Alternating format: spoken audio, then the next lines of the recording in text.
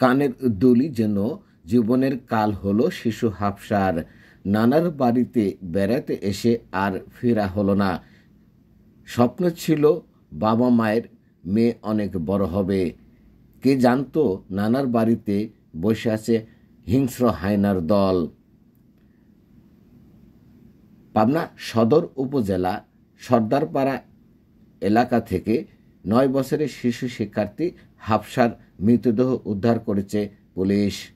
শনিবার রাত 10টার দিকে নানার বাড়ির পাশের বাগান থেকে মৃতদেহ উদ্ধার করা হয়। নিহত হাফসা মালঞ্চি ইউনিয়নের কামারগা গ্রামের হাফিজুর রহমানের মেয়ে ও 3য় শ্রেণীর ছাত্রী। সে কয়েকদিন আগে নানার বাড়িতে বেড়াতে এসেছিল। পাবনা সদর থানার অফিসার ইনচার্জ আব্দুল সালাম জানান, স্থানীয়দের কাছ থেকে খবর পেয়ে পুলিশ ঘটনাস্থল থেকে মরদেহ উদ্ধার করে। নানার বাড়ির পাশে বাগানটি দীর্ঘদিন মাদকসেবী বখাটে ও জোরদের আড্ডাস্থল ছিল।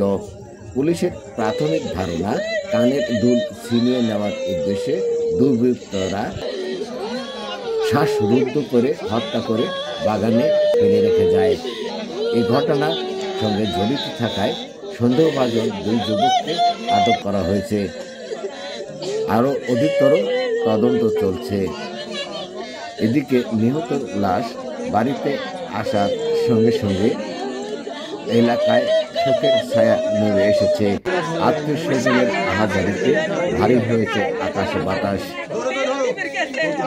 সকলের দাবি এই হত্যাকারীদের দৃষ্টান্তমূলক শাস্তি হোক।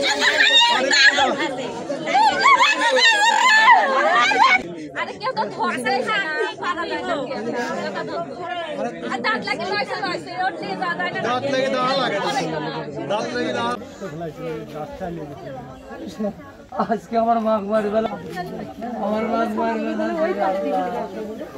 আমার মা